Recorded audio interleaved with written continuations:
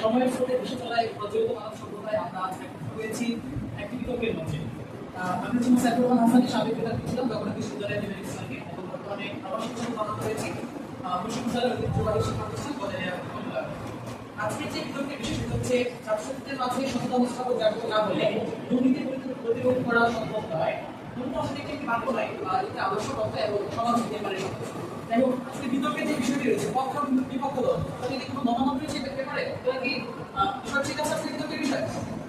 যাই হোক, আমি আর কাজ করছি না, সরাসরি আমরা আজকে বাক যুদ্ধে আমরা চলে যাবো।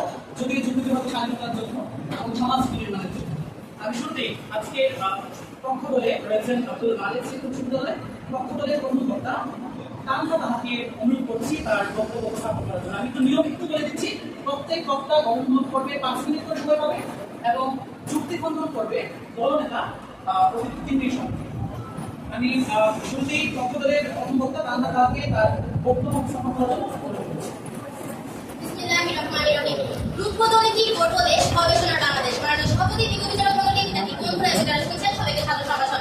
আজ আমরা বিগত প্রতিযোগিতা একবার বাক যুদ্ধে নেমেছি দেখবেন নির্ধারিত বিষয় ছাত্রছাত্রী মাঝে সচেতন নিষ্ঠাবাদ জাগ্রত করা না হলে দুর্নীতি প্রতিরোধ করা সম্ভব নয়। বাস্তবতার প্রেক্ষাপটে এবং যুক্তিসঙ্গত কারণে আমি এবং আমার দল বিষয়টির পক্ষে অবস্থান করছি। অর্থাৎ মাননীয় সভাপতি বিজ্ঞ প্রতিপক্ষের ভাবন্ত আজকে আমার বিজ্ঞ প্রতিপক্ষের ভাবন্ত বাংলাদেশ আমাদের ভূখণ্ডে দাঁড়িয়ে আমরা একটি বিতরণ করছি। বিচারক মণ্ডলী শুনছেন মানুষজন দেশে যেখানে দুর্নীতি বিরুদ্ধে রয়েছে এবং তার কারণ কি?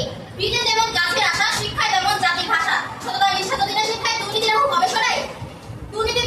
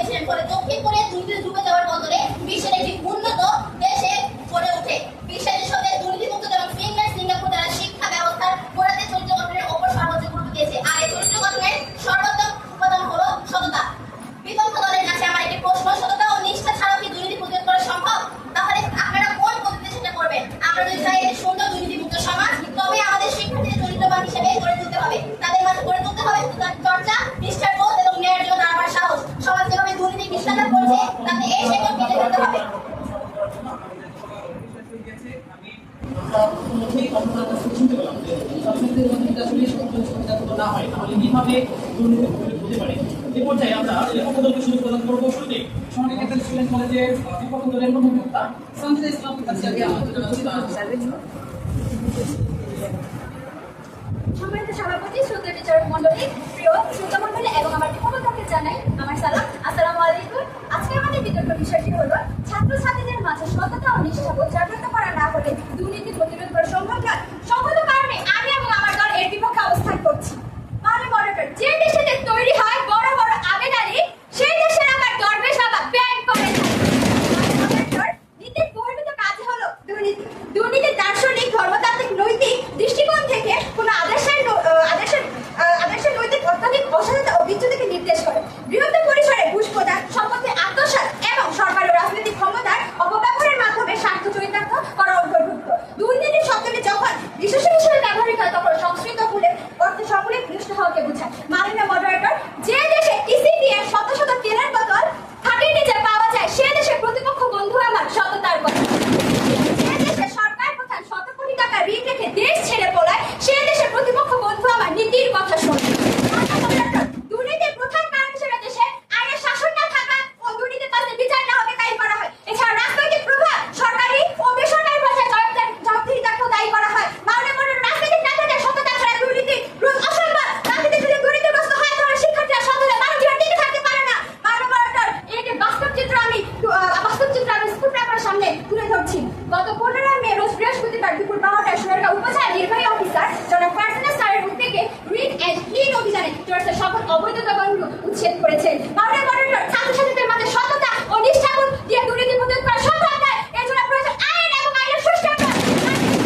শিক্ষার্থী কারিগর তারাই যদি দুর্নীতিগ্রস্ত হয় তাহলে দুর্নীতি রোধ অসম্ভব। এই উদাহরণ হিসেবে আমরা বলতে পারি তাহিরপুর ইসলামিয়া মাদ্রাসায় দাখিল পরীক্ষায় এআই প্রযুক্তি ব্যবহার। আমরা দেখেছি এটিএন বাংলা নিউজে তাহিরপুর মাদ্রাসায় শিক্ষকরা পরীক্ষার সময় পরীক্ষার্থীদের দেখে লেখার সুযোগ করেছে। এ হলো তার প্রমাণপত্র।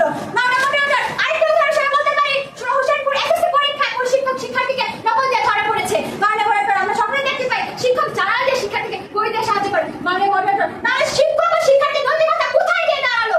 মাননীয় মডারেটর, আমরা বিপক্ষ দলের বন্ধুরা বারবার বলছে ছাত্রছাত্রীদের সততায় তারা দুর্নীতি প্রতিরোধ করবে। আমি তাদের উদ্দেশ্যে বলতে চাই তারা বলতো সাত দিয়ে মাছ থাকা।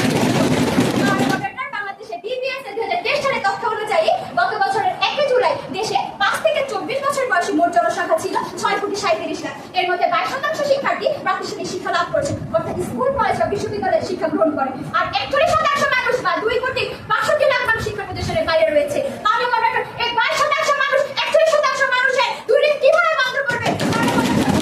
আমার কাছে প্রশ্ন থাকলো, যা শিক্ষা প্রতিষ্ঠানে শিক্ষা লাভ করেনি, যারা শিক্ষার্থী না, তাদের ক্ষেত্রে তারা কিভাবে দুর্নীতি প্রতিরোধ করবে? মাননীয় মডারেটর, আমার বিপক্ষ দল বারবার করে গিয়েছে যে ফিনল্যান্ড, ডেনমার্ক, নিউজিল্যান্ড এগুলো হচ্ছে একটি সুখী দেশ, তাহলে সেখানে দুর্নীতি হয় না? সেখানে অবশ্যই দুর্নীতি হয়, সেগুলো আমি এখন তুলে ধরছি।